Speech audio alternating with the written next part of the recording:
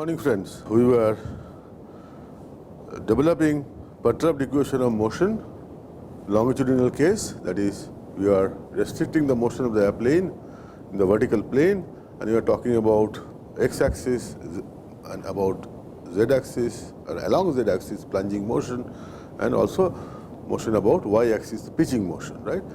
And that is what exactly we are talking about, longitudinal motion. And we are trying to develop perturbed equation of motion with what in mind?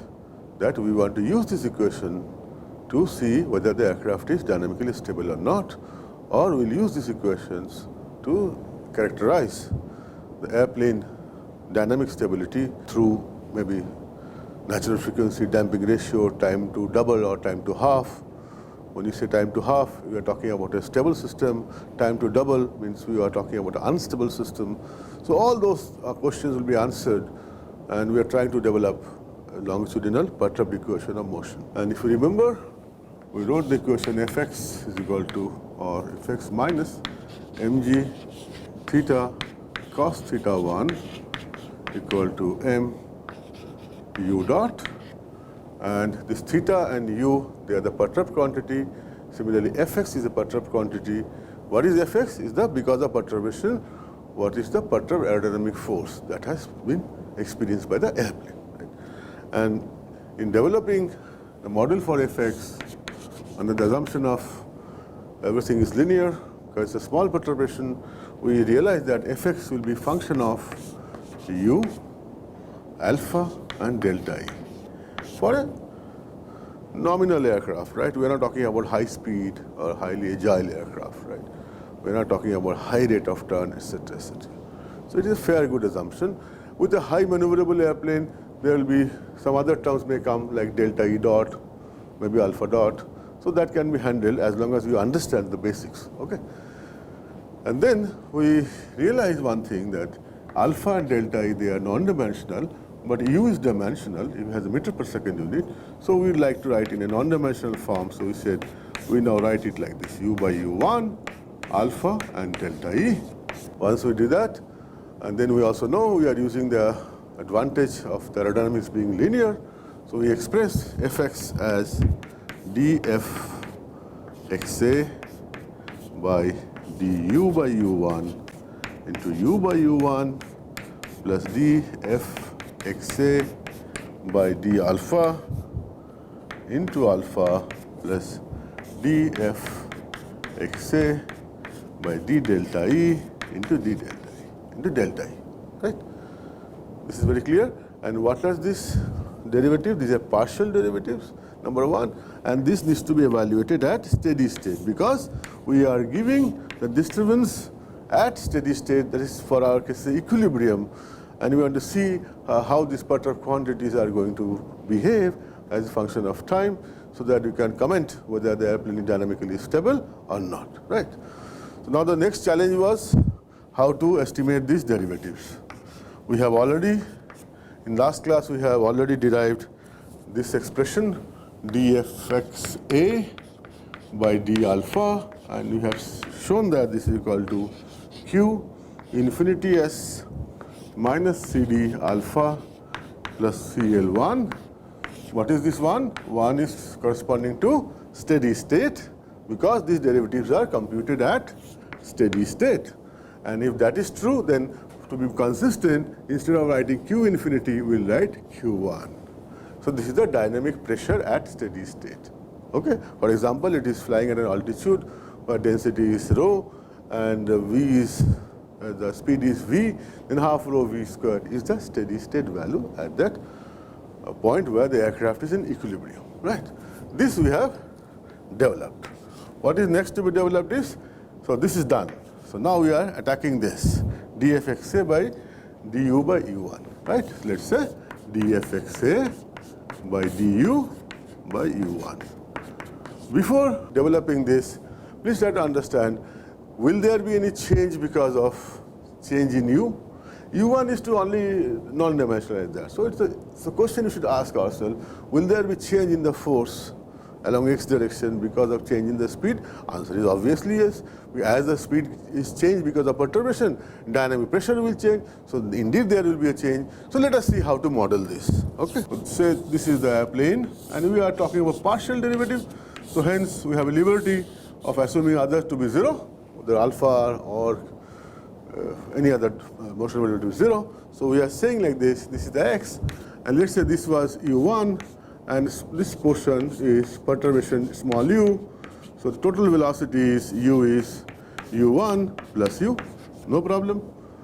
Again, we are taking the advantage of everything being linear. Okay, that is why we are restricting ourselves to small perturbation theory. So once I do that, then what is fxa? Fxa would be half, or it will be minus drag. This is the drag, okay, and drag is minus half rho v square. V will be u1 plus u whole square s cd. As simple as that. Okay, what is our aim? To find dfxa by du by u1. So we will do little mathematical jugglery here. We will write this as minus half rho u1 square into 1 plus u by u1 whole square s cd. No problem. It's the same thing. Okay. So now we want to find out dfxa. You should be able to do it faster than me. This will be minus half rho u1 square into, let's say, first I take derivative of this. So this will be 2 1 plus u by u1 into scd. Then the next term I will take again minus half rho u1 square s into 1 plus u by u1 square into dcd by du by u1. Right? This is clear? This is minus half rho u1 square, s is here. This is same, so dcd by du by u1. Now what is this dfxa by du by u1? What is another condition? That I need to evaluate this at steady state. That is very critical. Okay? If I want to evaluate at steady state, I know at steady state u is 0. So what will happen? If I substitute that, then I get an expression. So I'll get dfxa by du by u1 is equal to, I put u equal to 0 because this is at steady state. So this remains minus, let's say, q. So at steady state. Okay. So I write q infinity. Then there will be 2. Then u is 0, is gone. So scd. Then minus, again q infinity. And then this is 1. This is half rho v square s. U is 0. So this goes. So q infinity I write s. And then I have dcd by du by u1. Okay, can I check this? Here, see, this is q infinity s. This is 0 because at steady state, no perturbed value. So this becomes 1. So dcd by du. Very good. So now I can write this as dfxa by du by u1 as minus at steady state we are evaluating. So we agreed we will not write q infinity at a steady state. We will put the subscript 1 to understand this is quantity is evaluated at steady state. And so 2 is here, 2 I write here, scd, cd1.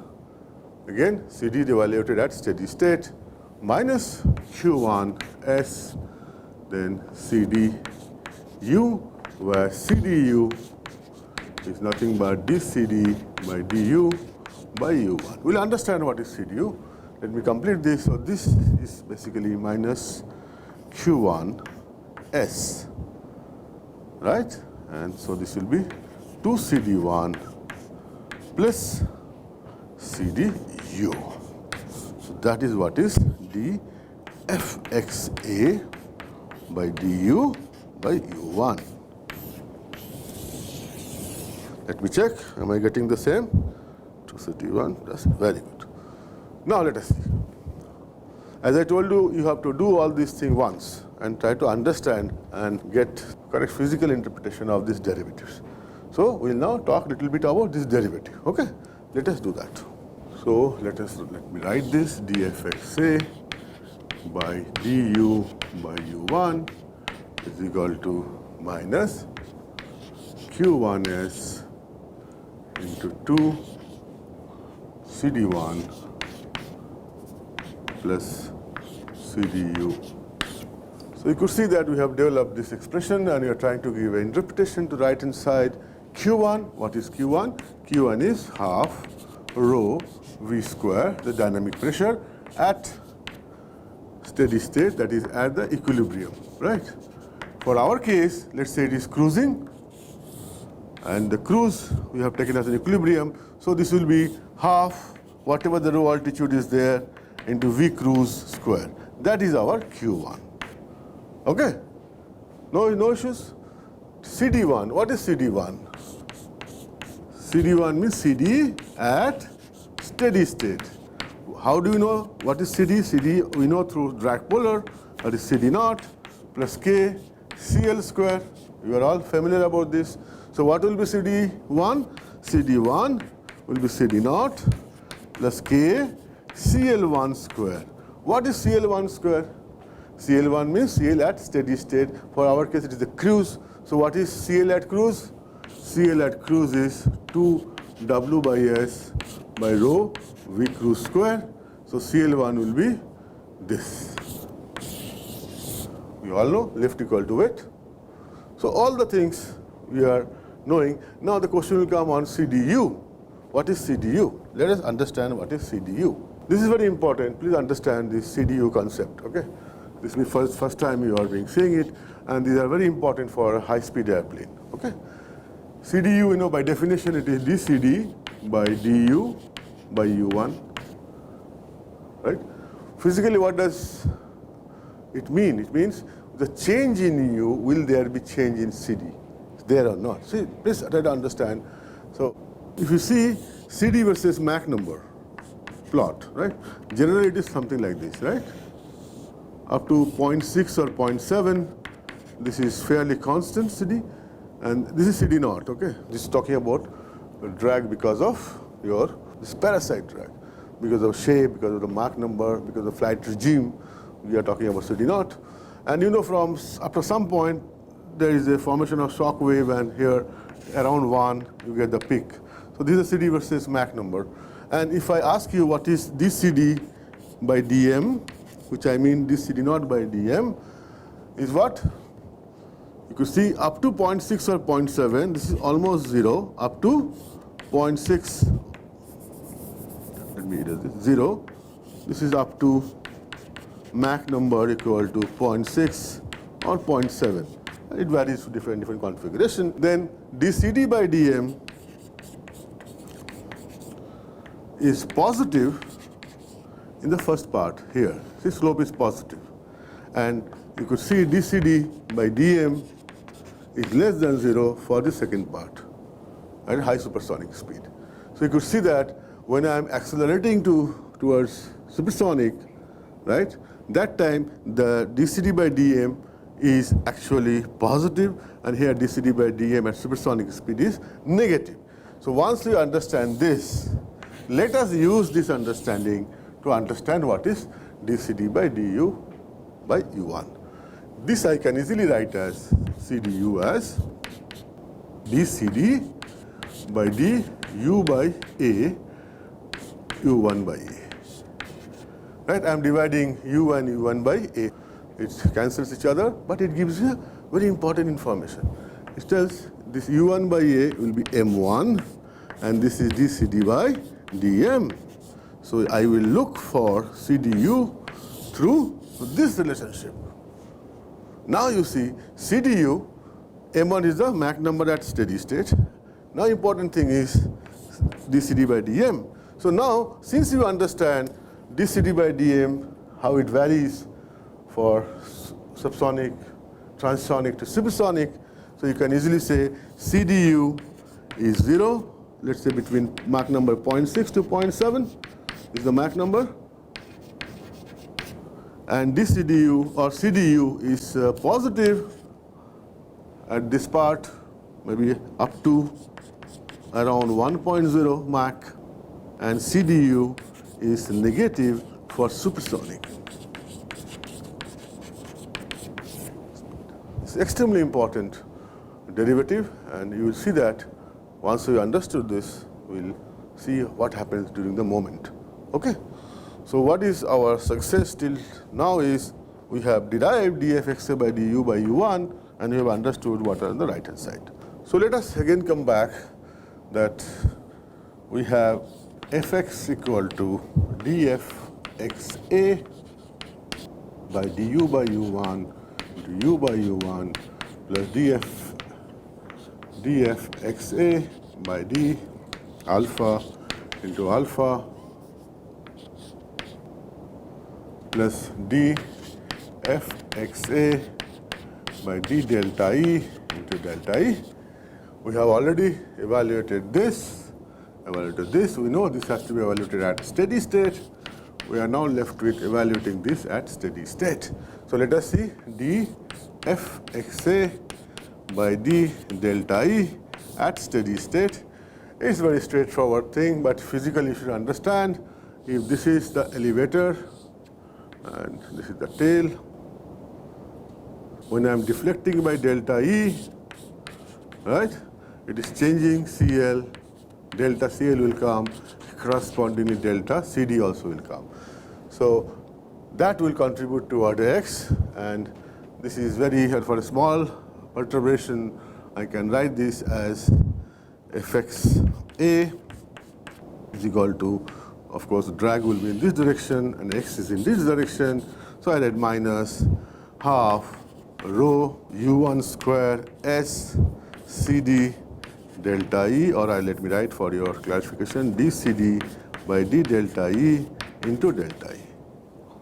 Remember, this is Fxa because of elevator deflection holding other constant. So that is why we are talking about partial derivative. Okay, and here you could see clearly that dCD by d delta E will not be a very strong number, but then for completion we will complete this dfxa by d delta E will be equal to minus q1 S CD delta E.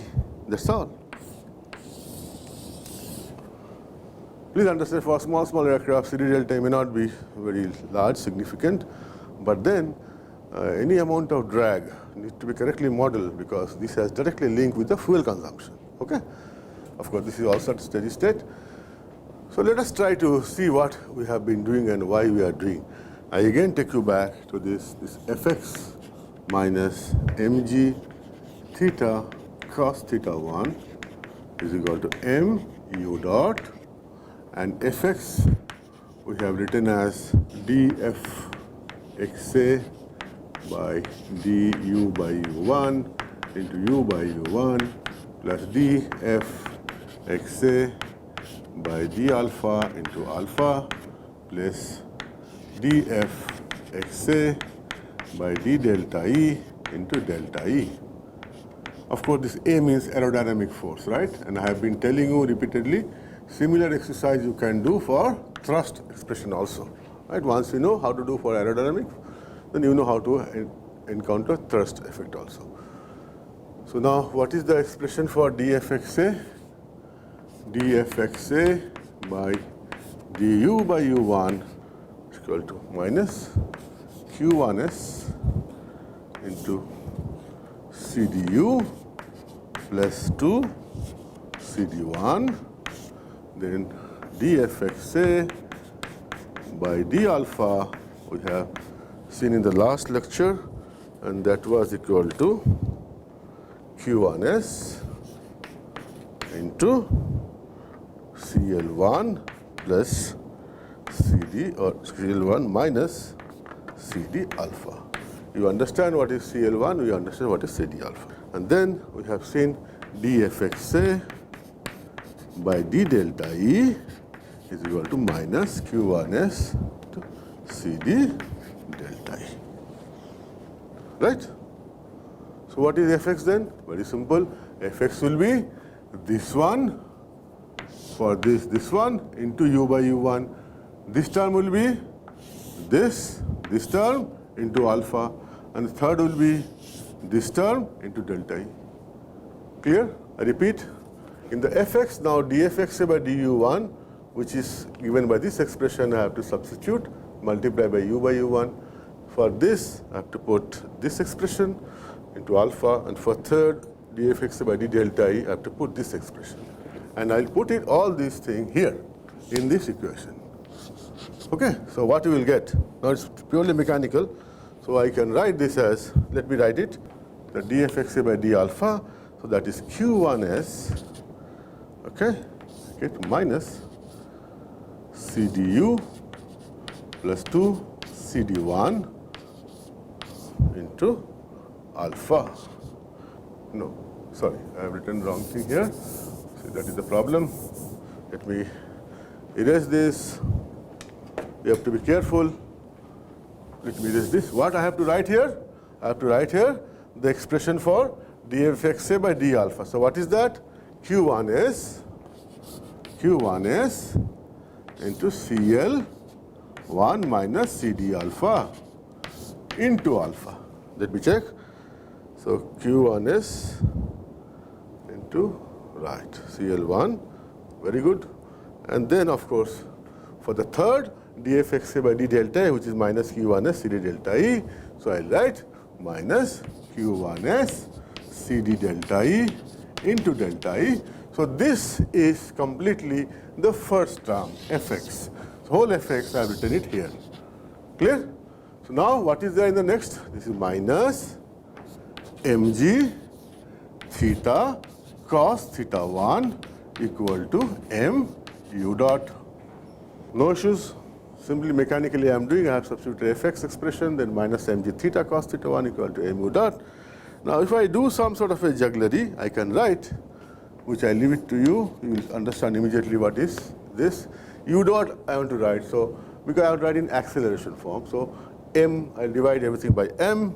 So what I will get? I will get minus q1s by m cdu plus 2 cd1, right?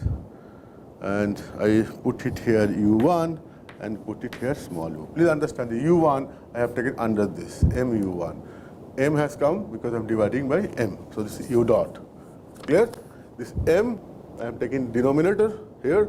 So I get u dot in left hand side, and this u by u1, this u1 I have taken it here. So what we are doing is we are writing u dot equal to, so this m has come here, so that m is here, and the u by u1, that u1 I have taken it here, so it's left with u. The second term is q1s, again divided by m, right? And then this is CL1 minus CD alpha, okay, into alpha. And of course, this is Q1s by M CD delta E into delta E.